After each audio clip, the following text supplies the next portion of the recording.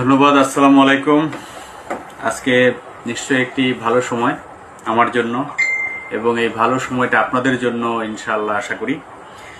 কারণ আপনারা জানেন যে এই রাষ্ট্রপক্ষের দায়েরকৃত আপিলটি শুনানির জন্য আমরা সেই দীর্ঘদিন, সেই 2019 সাল থেকে 19 সাল থেকে আপনার বিভিন্ন সিনিয়র আইনজীবী তাদের কে এঙ্গেজ করতে হয়েছে, দৌড়াদৌড়ি করতে হয়েছে, এবং এটি একটি আমার জন্য অনেক বড় একটি পেশানি ছিল এবং আপনাদের জন্যও ছিল।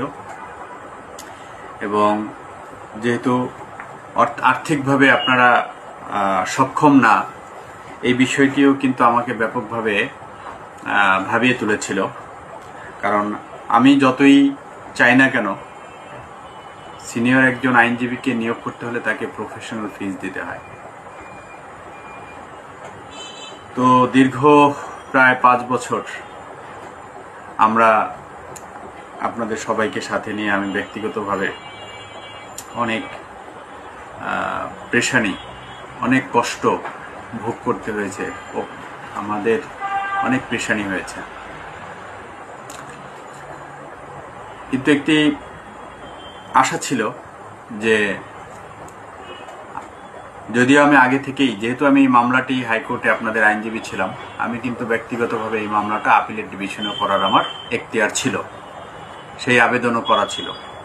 কিন্তু গতকাল আপনারা জানেন যে এখন সম্পূর্ণ আলাদাভাবেই, অর্থাৎ আমি যেহেতু আপিল বিভাগে মাননীয় প্রধান বিচারপতির নেতৃত্বে যে কমিটি ছিল, এনরোলমেন্ট কমিটি, সেখানে আমার যে আবেদনটি ছিল আপিল বিভাগের আইনজীবী হিসেবে তালিকাভুক্তির, সেটি তারা বিবেচনা করে আমাকে আপিল বিভাগের একজন আইনজীবী হিসেবে তালিকাভুক্ত করেছেন।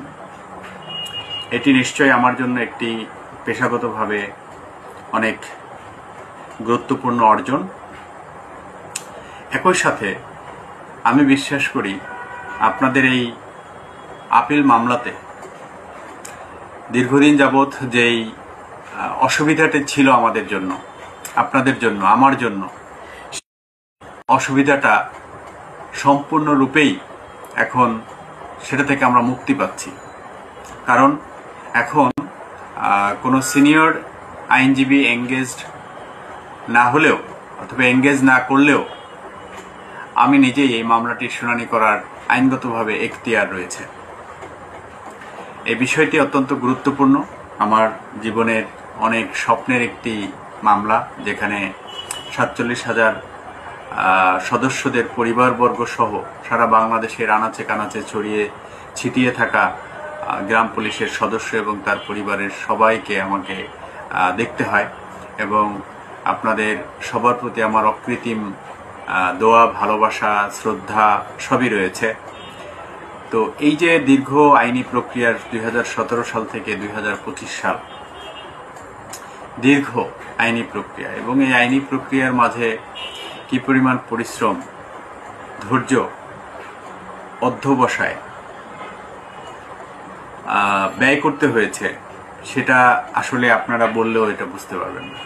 এটা শুধু আমার আশেপাশে যারা 2-1 জন আছে, আমার জুনিয়র, আমার স্টাফ, তারাই কেবল অনুধাবন করতে পারবে যে কি পরিমাণ পরিশ্রমটা এই মামলাটার পিছনে, কত শত শত ঘন্টা, শত শত দিন আমাকে দিতে হচ্ছে। যাই হোক, তারপরেও আমি ব্যক্তিগতভাবে বিশ্বাস করি যে আমি একটি মহান কাজের দায়িত্ব নিয়েছি। আপনাদের সবার প্রতি আমার একটি দায়িত্ব আছে, সেই দায়িত্বটা আমি আজীবনই পালন করে যেতে চাই।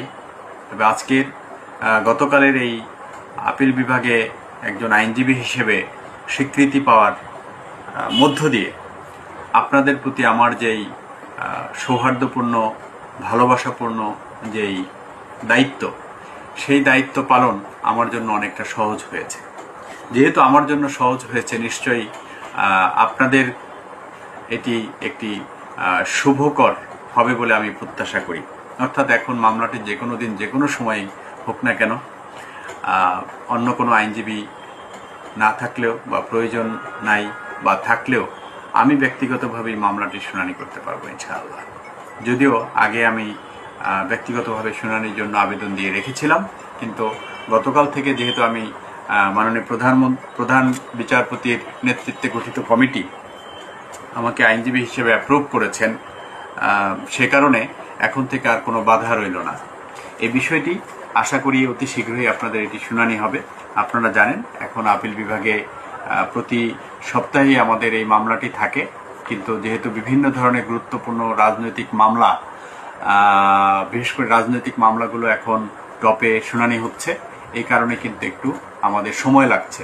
তবে ধৈর্য ধরে অপেক্ষা করুন, আমরাও আছি আপনাদের সাথে। ইনশাল্লাহ অতি দ্রুত একটা ভালো সংবাদ আপনাদের জন্য আসবে এই প্রত্যাশা ব্যক্ত করছি। আপনারা সবাই ভালো থাকবেন, সুস্থ থাকবেন এবং সবাই মনোযোগ দিয়ে কাজ করবেন, দেশের জন্য কাজ করবেন, দেশকে ভালোবাসবেন, নিরাপদে থাকবেন, এই শুভেচ্ছা এবং ভালোবাসা জানিয়ে আজকে আমি বিদায় নিচ্ছি। আপনাদের সাথে দেখা হবে এবং একই সাথে আপনাদের এই মামলার পরিচালনার যে রিট বাস্তবায়ন কেন্দ্রীয় কমিটি আছে, সেই কমিটির সম্মানিত সভাপতি এবং সেক্রেটারি, সভাপতি উজ্জ্বল খান এবং সাধারণ সম্পাদক সাইদুল দেওয়ান আছে, অনেক কষ্ট করে এসেছে, ফুলের শুভেচ্ছা নিয়ে এসেছে আপনাদের সবার পক্ষে। এই জন্য আপনাদের সবার প্রতি কৃতজ্ঞতা জ্ঞাপন করছি এবং সাইদুল এবং উজ্জ্বল খানের প্রতি কৃতজ্ঞতা জ্ঞাপন করছি, ধন্যবাদ জ্ঞাপন করছি। আপনারা ভালো থাকবেন। আসসালামু আলাইকুম।